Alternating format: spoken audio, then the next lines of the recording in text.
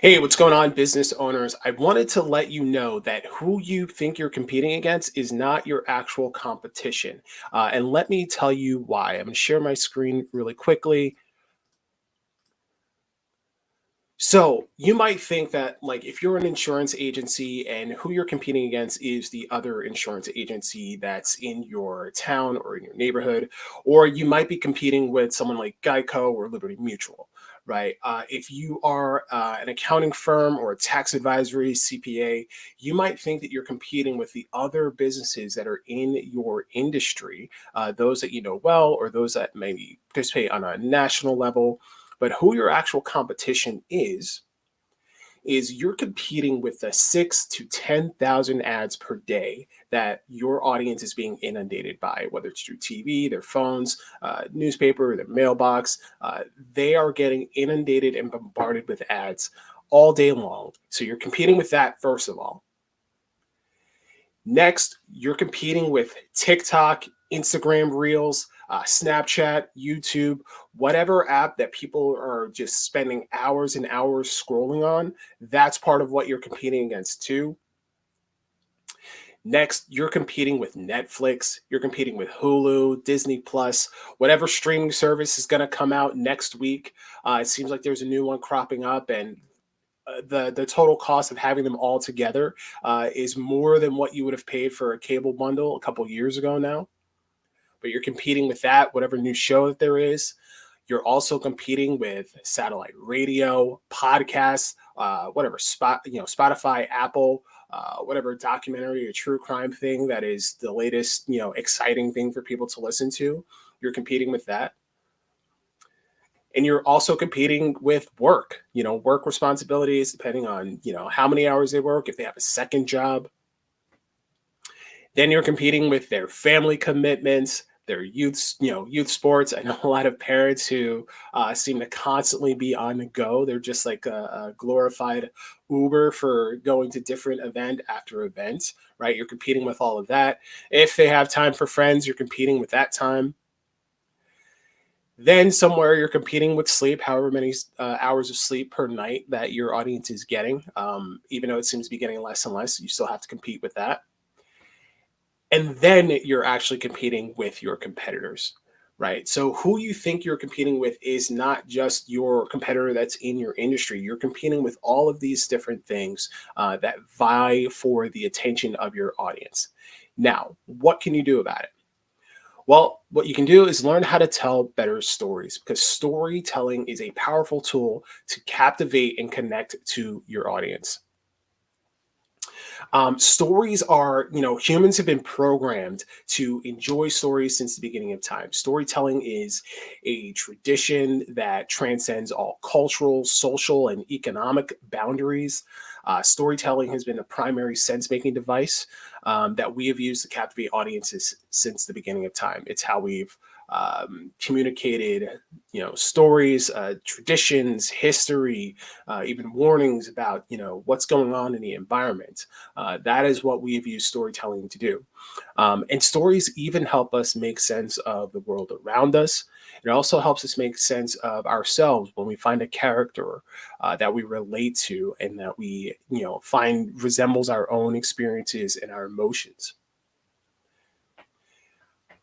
But so there are many different types of stories, but one of the main stories that we love as a people, as human beings, is that we love stories of transformation, right? Any kind of good underdog story, triumph, overcoming the odds.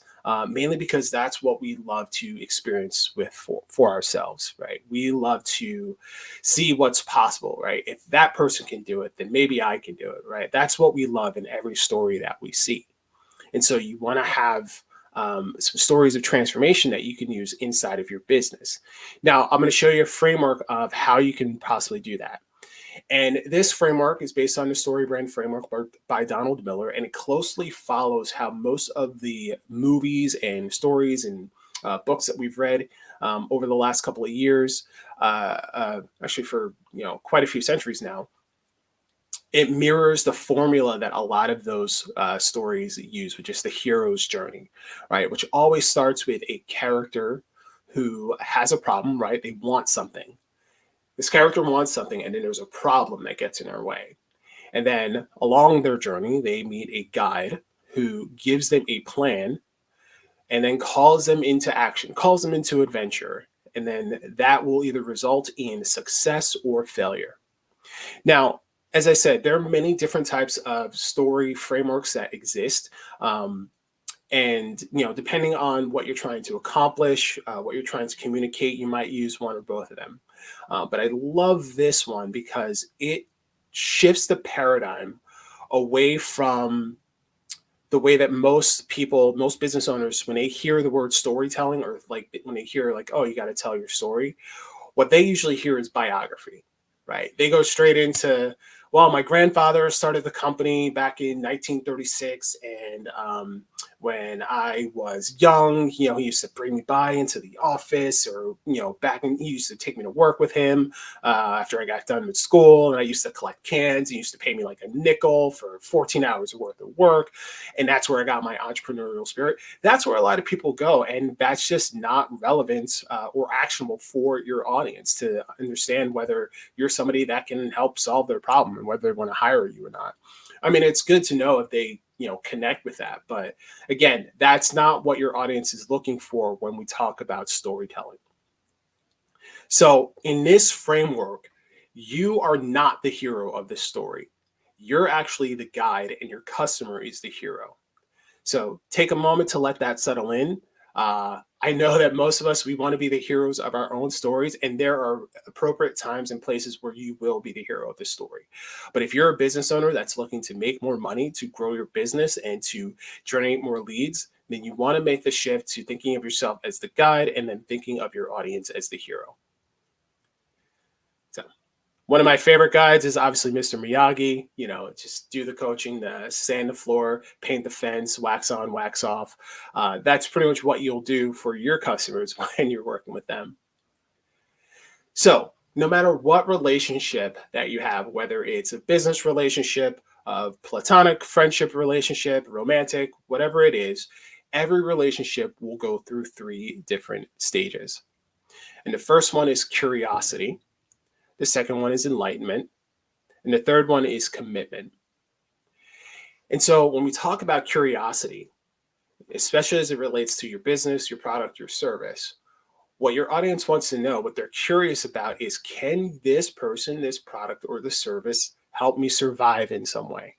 Survival could look like, making more money, saving money, fixing, repairs on the house, making sure that I don't lose in some way, that I don't lose and then I gain something else, right? So they're curious about whether you are the right person to do that. The next part is enlightenment. And this is the process by which your customer begins to know, like, and trust you. So yes, you might have the right product, you might have the right service, but they want to know that you're going to be able to deliver it in a way that is satisfying, in a way that works for them. They want to know that other people have had good results with you. So use that enlightenment phase to educate your customer and get them to know a little bit more about you, your personality. Not just do they like what you like, yeah, does what you do work for them? Is it solve their problem? But do they also like you and the way that you do it? And then the third stage is commitment, right? And this is the point at which your audience is asked to take an action or put themselves at risk.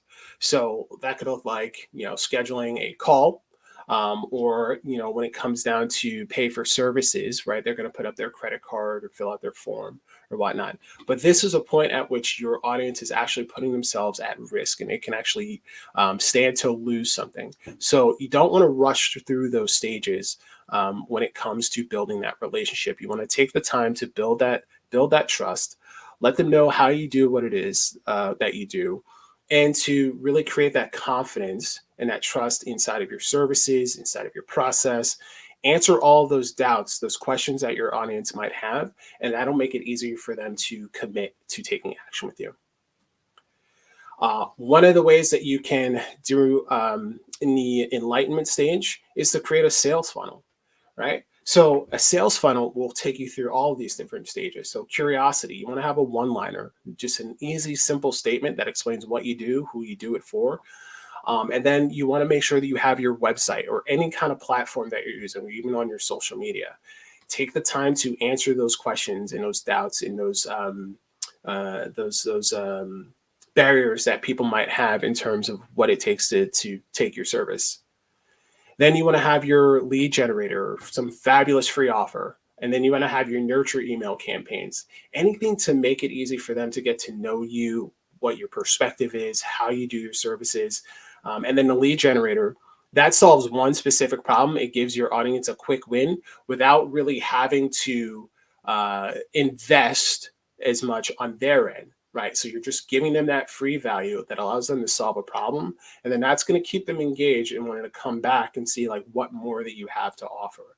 And then you use your nurture email campaigns to continue to educate them, to continue to build that rapport with them.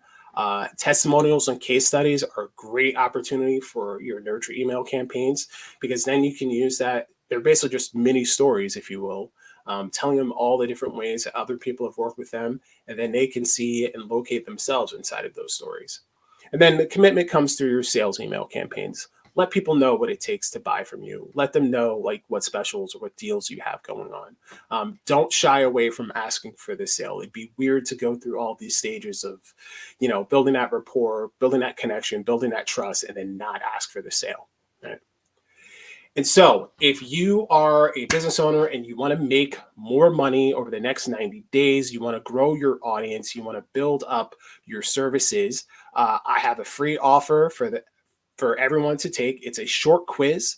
And what will happen is that you'll get a custom report, about 53 pages, that will help you discover your biggest opportunities. It will help you uncover the gaps in your customer journey, and you'll get an actionable plan to dial in your marketing. So go ahead, take that free offer. It costs you nothing but about 10 or 12 minutes. Get that report, start looking at some areas where you can get some quick wins, and I will see you on the other side.